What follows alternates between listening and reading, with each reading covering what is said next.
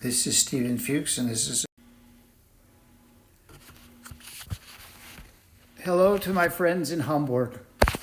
This is Rabbi Stephen Fuchs of Bat Yam Temple of the Islands, and I am very happy to make this video for my good friend, Pastorine Martina Ditchrist, with whom I have worked in years past and whom I admire very, very much. She's asked me about Passover and how it might compare to the Last Supper. Many scholars, as we know, believe that the Passover Seder was the Last Supper and the Last Supper was a Passover Seder. Many scholars dispute this. I find both opinions interesting, but myself, I don't have enough reason to accept either one as definitely true. The distance of 2,000 years makes verifying biblical theories very difficult. I think it is good for us to appreciate both perspectives. I will say, though, that the Passover Seder has unique symbols, and it's very important for non-Jews not to confuse the meaning in a Jewish context with that in a Christian context. For example, wine in Judaism is always a symbol of joy. It does not represent the blood of Jesus or anyone else. The unleavened bread, the matzah that we eat at Passover, is the bread of affliction, what we were forced to eat as slaves in Egypt. And also that when we left so hurriedly we didn't have time to allow our bread to rise. It represents nobody's body.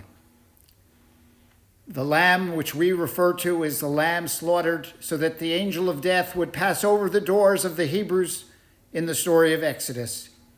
It doesn't represent Jesus for Jews.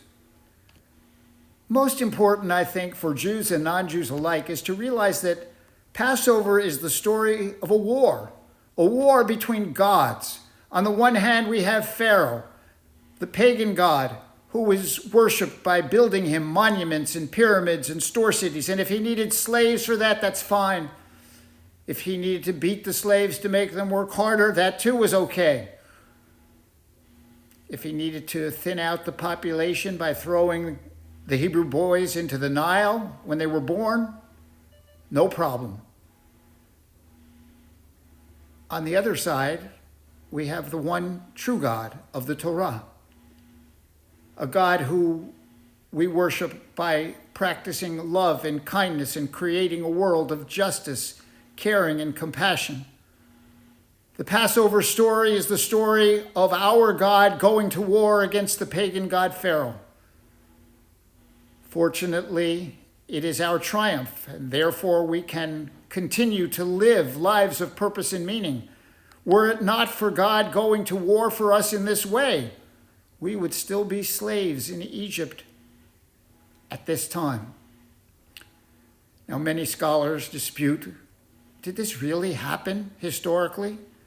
It may surprise you to say that even as a rabbi who believes fervently in the ideas that the Bible teaches me, I don't know if it's historically true.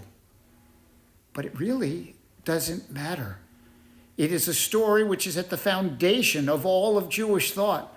A story that our God, if we have faith in God and act in the way that God wishes, by treating each other with dignity and respect, we can create a better world. So as Jews prepare to celebrate Passover, even remotely because we cannot gather this year, and as Christians prepare to celebrate Easter, I wish that all of us can live up to God's ideals and use the talents with which we are blessed to create a more just, caring, and compassionate society. I wish a happy Easter to all of you, and special greetings from my wife Vicky and me to our friend, Pastor Martina Ditchrist. Shalom.